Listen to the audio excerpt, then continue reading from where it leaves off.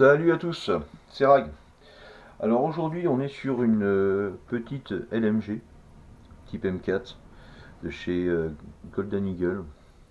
Elle est franchement cool. Je viens de la recevoir, hein.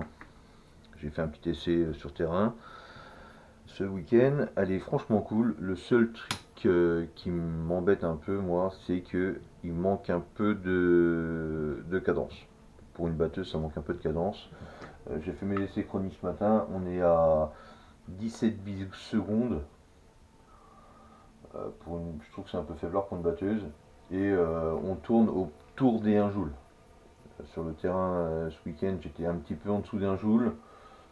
Là, sur mon chronie, alors c'est peut-être bien les chroniques qui diffèrent un peu, mais là je suis à 1 joule, 1 joule 0,3. Donc voilà, on n'est pas trop. On est autour des 1 joule quand même. Ce que je kiffe sur cette réplique, c'est les fausses douilles. Franchement, c'est super cool. Moi, j'en ai enlevé une parce que ça baillait de trop, ça me plaisait pas trop. J'en ai enlevé une justement pour que ce soit plus joli. C'est mon avis à moi, vous voyez. C'est joli petite réplique avec une box Optica, une partie automatique très intéressante. Parce que beaucoup de box et compagnie que j'ai pu jouer, surtout les camemberts, quand on les met en automatique, ont tendance à tirer, à forcer, et les moteurs ont tendance à user parce que justement ils forcent. Sur celui-ci, justement, non, on le met en manuel pour monter les billes, on le passe en automatique une fois que les billes sont montées, et c'est le cycle des billes qui fait déclencher une nouvelle bille en fait.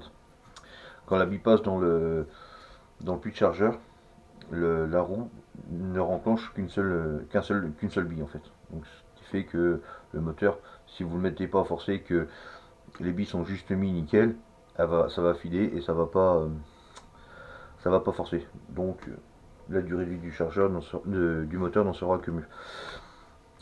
Donc là, bah, vous voyez, on a l'armement qui fait reculer justement la fausse culasse pour régler son hop-up normal. Et sinon, hop, le petit truc qui va bien, on appuie sur le bouton là. On a vraiment la partie qui s'enlève, c'est vraiment cool. Et après, c'est sur l'éjecteur de chargeur comme sur une M4 classique. Alors comme je disais, moi j'ai fait les essais ce matin. Donc, je la trouvais déjà un peu molle pour une batteuse. J'ai fait les essais ce matin, ça m'a bien confirmé, hein, 17 billes secondes pour une batteuse, c'est un peu faiblard. Petit truc qui sert pas à grand chose mais qui est cool pour tous les puristes. Là on a le petit bouton d'éjection pour justement quand sur les vrais ça chauffe, on appuie, ça se barre, c'est cool. Bon, ça sert pas à grand chose parce que là du coup on voit le canon externe. Je suis pas sûr que il en existe d'autres pour, pour pouvoir avoir juste cette partie là et les changer pour vraiment partir sur des trucs vraiment vrais, enfin imitation vraiment vraie. Mais c'est la petite particularité que j'ai trouvé cool. Donc on a les attaches QD là et là. Donc pour une batteuse, j'ai envie de dire que c'est très bien, il n'y a pas besoin de plus, il n'y a pas besoin de moins. Petit appui-joue qui est rehaussé, moi je trouve ça cool. Il y a les deux vis qu'il a au cul de la. Je vais enlever directement. Vous voyez, il y a les deux vis qui sont là. C'est cool parce que vous enlevez les deux vis.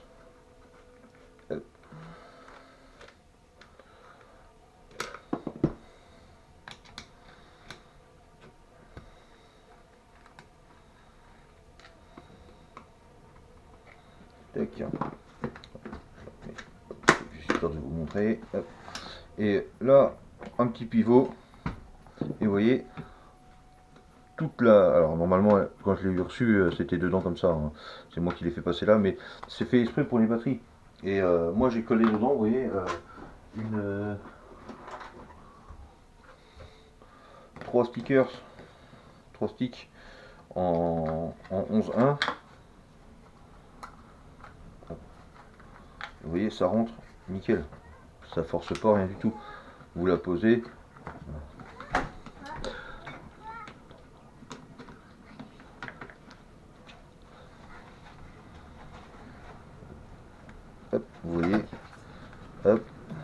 comme ça, on la replace comme ça.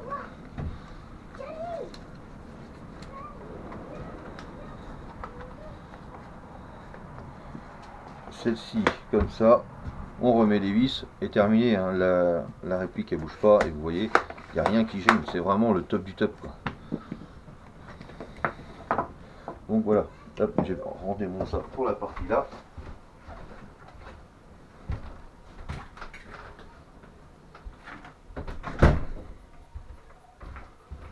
La bombe, je vais mettre la vidéo.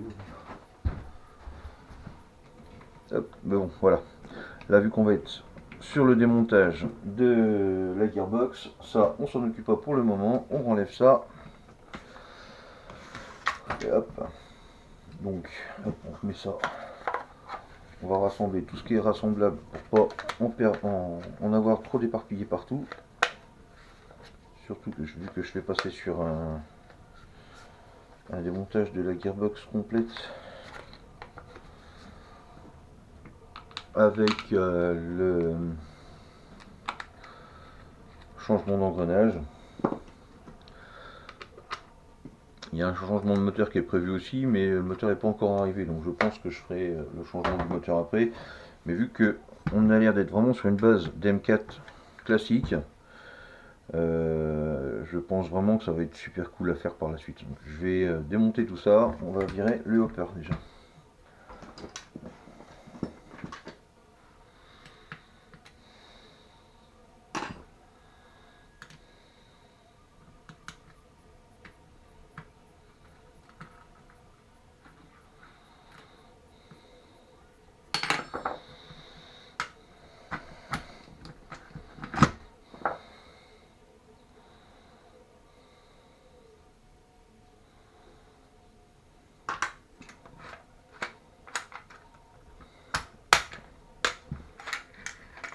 Voilà, donc le hopper s'enlève comme sur une M4 classique, un bloc hop-up classique en alu,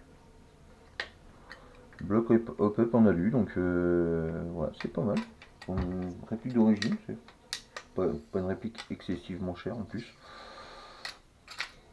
Enfin, pas excessivement chère. Pour une batteuse, j'entends bien sûr. Voilà.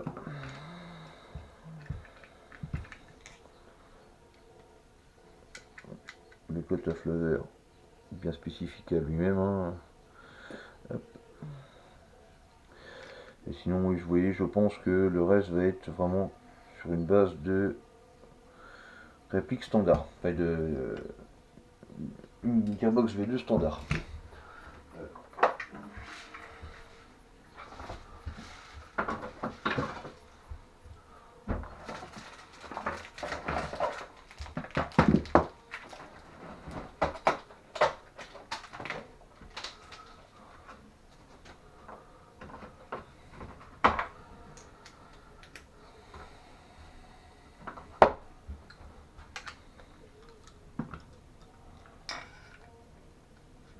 La partie là, je vais peut-être vous l'accélérer un peu parce que voilà, c'est le démontage standard d'une M4, hein, donc il n'y a pas.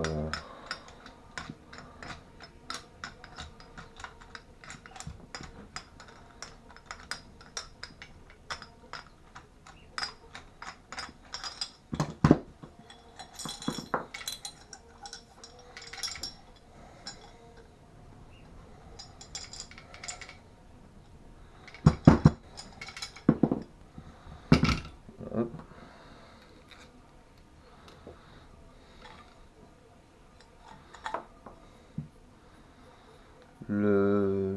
La vis là est factice. Hop, ok, un petit calage là.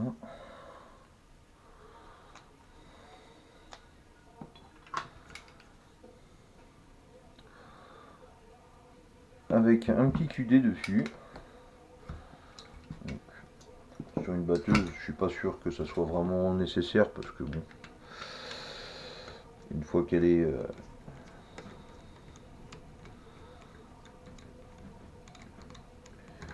batteuse, on cherche pas spécialement à peaufiner vraiment pile poil ses réglages.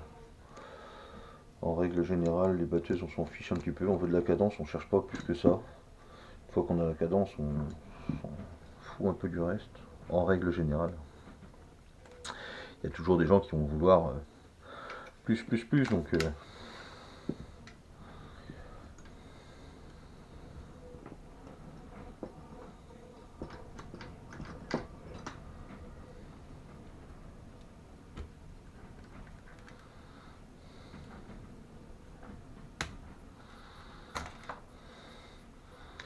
faites attention quand vous enlevez le capot moteur, il y a une petite patte, une petite plaque qui va là.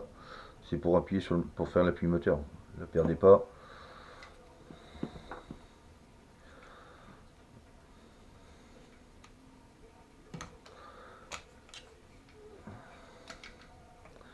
Les cosses sont très très bien serrées. Hop, voilà.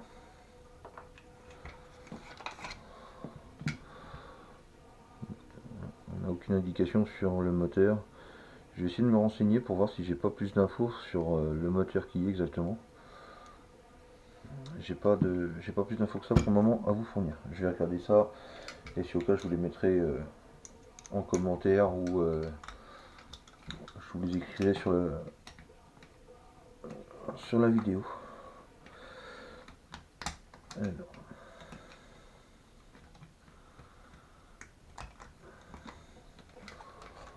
Deux vis dans la poignée, j'ai envie de dire, ça suffit largement.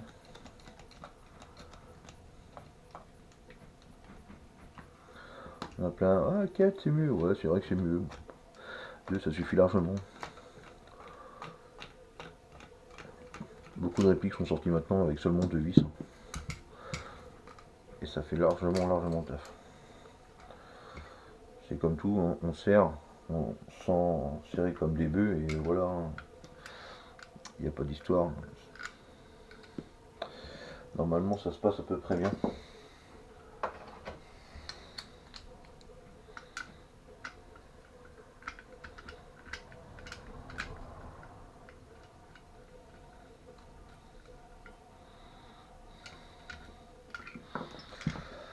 Hop, moi j'aime bien remonter ça pour éviter de, comme je disais tout à l'heure, avoir 50 000 morceaux qui traînent de partout. L'avantage en remontant de temps en temps tous ces petits accessoires, ça permet que tout reste dans un seul bloc. Ça permet qu'il y ait moins de pertes, entre parenthèses. Hop. Donc là,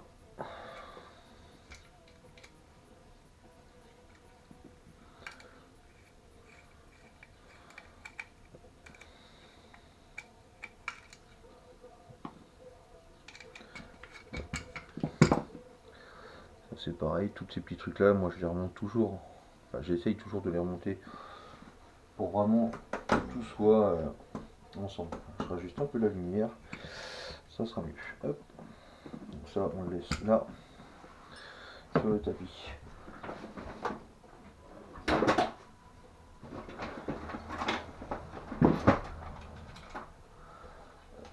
Donc la petite goupille, on va faire ça bien, on va sortir le petit chasse-goupille.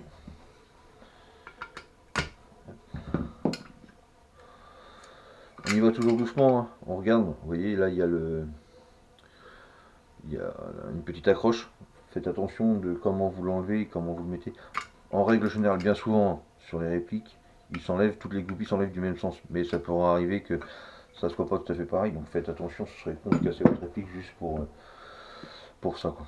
Donc là comme d'hab, on se met entre le semi et le safe, un petit pas en avant et voilà, ça c'est réglé.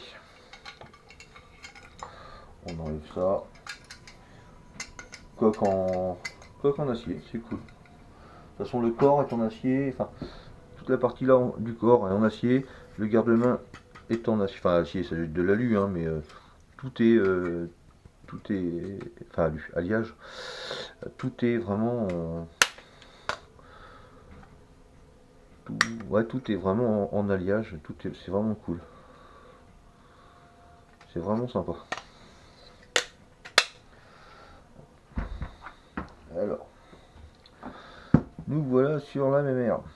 Et ben on est sur de la BTR. C'est assez rare de voir de la BTR sur les corps de réplique. J'ai vu pas mal d'étoiles, mais la BTR j'avais pas encore vu. Et là, forcément, alors attends, on va ressortir la petite boîte magique.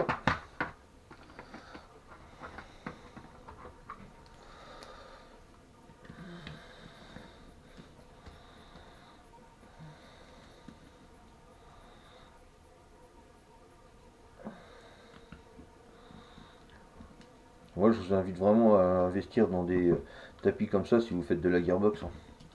Parce que le fait d'avoir les emplacements juste là pour les vis, c'est vraiment cool. On place les vis vraiment comme on les démonte. Ça permet d'avoir vraiment un truc sur lequel on n'est pas embêté, on les remet vraiment à leur place et il n'y a pas d'histoire. En plus, sur ceux-là, vous voyez, il y a des petits rangements pour mettre toutes les goupilles, là, vous voyez. Il y a tous les axes. Je les ai mis un peu plus loin parce que j'ai deux tapis, j'en ai un plus grand en dessous pour faire juste le démontage. Généralement, je mets celui-ci que quand je vais faire de la gearbox. Et des petits trucs où j'ai des vis à emmener, enfin à enlever tout ça. Pareil que j'ai pas fait encore, mais qu'il faut faire assez rapidement, enfin avant quoi que ce soit, c'est enlever le cul de le QD. Parce que forcément, vu qu'il y a un QD, on va en profiter. On déboîte le QD et alors là, il faut faire gaffe, vous voyez en plus, elle est sous pression. Mais elle était restée à fond. Forcément, je vais pas avoir les bouts. Alors, attends,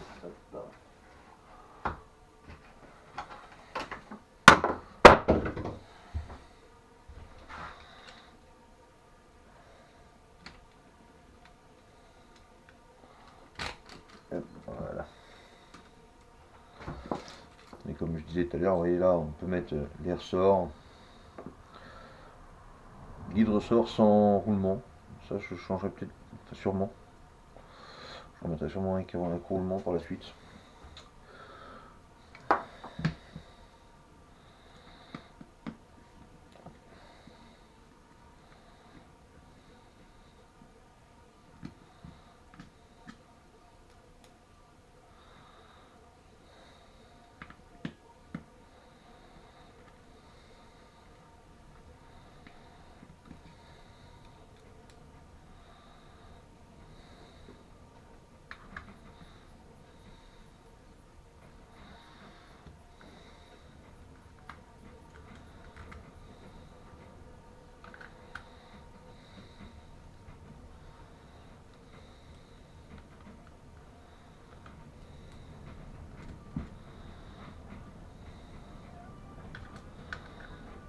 Je suis désolé si mes mains sont souvent devant. Je pense qu'il va falloir que je la décale un petit peu, que je mette ça différemment. Et je suis en train de... Vu que je commence tout juste dans les vidéos, tout ça, je suis pas encore équipé au poil au poil. Donc bah voilà, hein, comme toutes les gearbox, les coups, il faut forcer un petit peu, enfin, faut jouer un petit peu avec pour les sortir. On force pas comme un bourrin, ça sert à rien. Si on force comme un bourrin, bien souvent, c'est qu'il y a quelque chose qui coince. Là, vous voyez. Et voilà la gearbox qui est ouverte. Ça tient pas terrible, ça c'est pas top par contre. Peut-être essayer de faire un calage ou autre.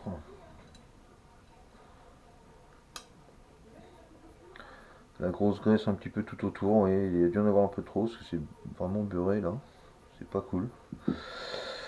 Donc un switch classique, hein, il n'y a rien d'extraordinaire dans la réplique, hein. Après ça reste une batteuse, on ne demande pas non plus à avoir des gros trucs sur une batteuse. C'est pas, on va être d'accord. L'étanchéité, bah, le test de seringue, vous voyez, hein, il est vraiment nickel. Franchement, vraiment top. L'intérieur du canon est pas propre du tout. Vraiment dégueulasse. Donc je pense que je vais faire un petit polymiroir en plus dedans. Il est dégueulasse, il est beurré. de graisse. Le beurre et de graisse, c'est vraiment pas. Non, ça c'est pas top. Petite huile ou je sais pas. Enfin, bref, il est vraiment sale. Lui, c'est sûr. Et pourtant, il a une étanchéité vraiment, vraiment top. Je vais sûrement le polir vite fait, mais voilà. Le nozzle, d'après moi, bon, bah, lui, il doit pas être étanche au point.